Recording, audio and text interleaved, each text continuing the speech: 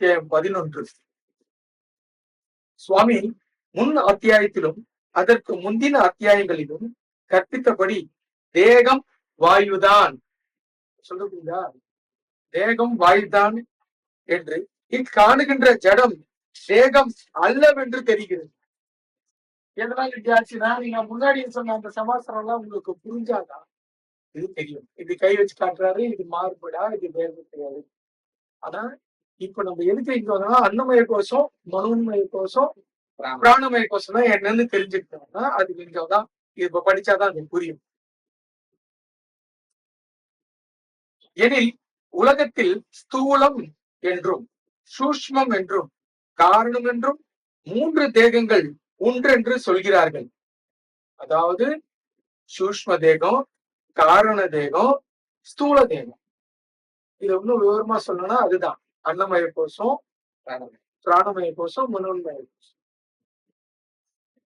தேகம் சுவாமிகள் கற்பித்தது போல என்றால் மேல் சொல்லிய 3 தேகங்கள் எவையவை என்று விவரித்து சொல்ல வேண்டும் அப்படின்னு கேட்கிறார். அதுக்கு ஸ்தூல சூஷ்ம காரணம் இப்படி 3 தேகங்கள் எவையவை என்று நீர் எண்ணிருக்கின்றீர். உலகத்துல யாரும் சொல்லிட்டோம், என் சிஷனா நீ வந்திருக்கனால நீ எப்படி நினைக்கிற அப்படி இவ்வளவு நாள் பாடம் எடுத்துட்டேன்.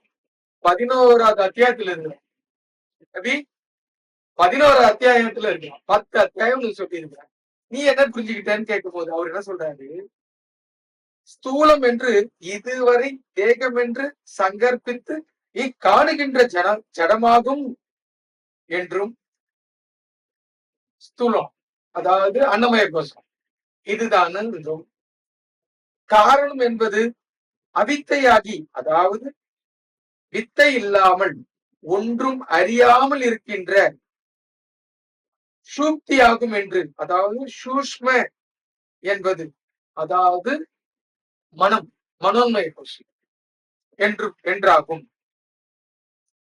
இவையெல்லாம் உடனே அதுக்கு சாமி சொல்றாரு, இதெல்லாம் தப்புடா, சொல்லி உனக்கு புரியல, இதெல்லாம் தப்பு, இவையெல்லாம் மிகவும் தப்பிதம் தான். ஏனென்றால் நீர் சொல்லியவாறு 3 தேகங்கள் உண்டாவதற்கு இடமில்லை. ஏன் சொல்ற சாமி, எனில் ஸ்தூலம் சூஷ்மம் காரணம் என்று சொல்பவை ஜீவனும் அந்த ஜீவனின் சலனமாயிருக்கின்ற சக்தியாகிய மனமும் அதிலிருந்து உண்டாகிய மாயையாகிய அகங்காரமும் இக்காணுகின்ற ஜடத்தை அதாவது உடம்பை ஒரு காலம் ஸ்தூல தேகம் என்று சொல்லக்கூடாது. இதுதான் நம்ம படிக்கிறோம்ல, படிச்சது நம்மளுக்கு புரிஞ்சுது. என்ன படிச்சது புரிஞ்சுது, நான் என்ன படிச்சனோ அது உங்களுக்கு கேக்குது. அதாவது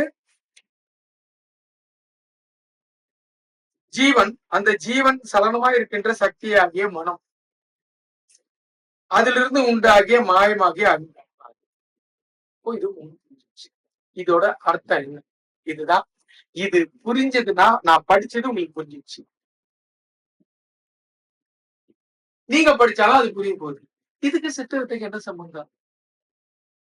அப்படி இது புரிஞ்சிச்சுன்னா உங்களுக்கு ஏன் குழப்பம் வரணும்?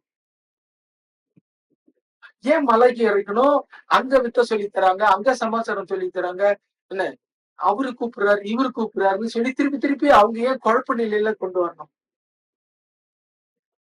இதை தெரிந்தாலும் சுருளிமலை போனீங்க, சொல்லுங்க. சுருளிமலையில என்ன கேள்வி, என்ன சொன்னார் அவரு? அது ரொம்ப முக்கியமான விஷயம், சொல்லுங்க. சுருளிமலையில சித்த வித்தியார்த்திகளுக்கு கூப்பிட்டு பயிற்சி கொடுத்தாரு, அதை புரிய வைக்கிறாரு. என்ன புரிய வைக்கிறாரு? இந்த உடம்பு ஜடத்தை அந்த மேல் நிலை அடைகிற வரைக்கும், அதாவது சித்த வித்தை ஆத்மாக்கான வித்தை, அதுதான் மேல்கதி ஆகும். அது நல்லா இருக்கணும்னா இந்த உடம்ப காயகற்பம் பண்ணணும். அந்த உடம்ப காயகற்பம் பண்ணணும் அப்படின்னா மூலிகை சாப்பிடணுங்கிறாரு. இதுதான் இன்னைக்கு இருக்கிற எல்லா சித்த வித்தியார்த்திகளும், எல்லா சித்த வைத்தியர்களும், எல்லா வித யோகமார்களும் பண்றாங்க. ஆனா சித்த வித்தை அபியாசிகள் இத பண்ணவே கூடாது. சித்த வித்தை கரெக்டா பயிற்சி பண்றவங்க தான் இதை பண்ணக்கூடாது. ஏன்னா உடனே கேள்விக்கு வந்துரும், அப்ப எதுக்கு சாமி மருந்து எல்லாம் தயாரிச்சாரு? நல்லா புரிஞ்சுக்கங்க, நான் ஏற்கனவே என்னோட சேனல்ல நிறைய தடவை சொல்லியிருக்கேன். சித்த வித்தை எப்போ நீங்க அந்த பயிற்சியை வாங்குறீங்களோ அன்னைக்கு உங்களோட வயசு என்ன?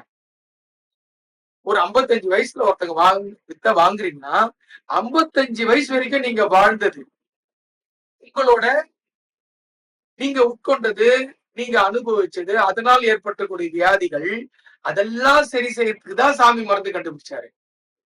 அதுக்கப்புறம் அந்த மருந்து சாப்பிட்டு உங்களை காயகற்பம் பண்ணீங்கன்னு சொல்லல. காயகற்பம் பண்றது எல்லாமே வித்தை தான். அப்ப ஜீவசக்தியா இருக்கின்ற வாயு என்னன்னு உங்களுக்கு தெரிஞ்சிருச்சுன்னா, இது தேகம் அல்ல, இது காது மூக்கு கண்ணு இல்ல, இது எல்லாமே உண்டானது வாயு. அந்த வாயுவோட கூட்டு தான் உங்களுக்கு இந்த வேலையை செய்யுது அப்படின்ற ரகசியம் புரிய ஆரம்பிக்கும். இது மேலோட்டமா படிச்சதுனால, நான் படிச்சதுதான் உங்களுக்கு புரிஞ்சே தவிர, இதுக்குள்ள இருக்கிற சத்தியம் உங்களுக்கு புரியணும்னா ராகு துவேஷத்தை களையணும். ராகு துவேஷத்தை களைஞ்சிட்டு சரணடையணும். சாமிகிட்ட சரணடைஞ்சு சத்தியம் இது என்னன்னு புரிஞ்சா மட்டும்தான் இந்த சித்த வேதத்தோட சூட்சும ரகசியம் நமக்கு புரியும். இல்லைன்னா நம்ம காடு மலை மேடு அப்புறம் அங்க வித்தை காட்டி கொடுக்குறாங்க, இந்த வார்த்தை வித்தை காட்டி கொடுக்குறாங்க போயிட்டு வித்தை காட்டி கொடுக்குறவங்க கரெக்ட் தான். ஆனா உங்க சித்த வேதம் படிக்க தானே சொல்றாங்க.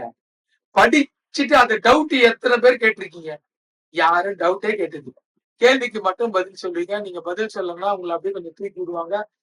இது அப்படி இப்படின்னா போயிட்டு இருக்கு. எனக்கு இதுக்கு மேல பேச மனம் வரல. நான் முடிச்சுக்கிறேன்.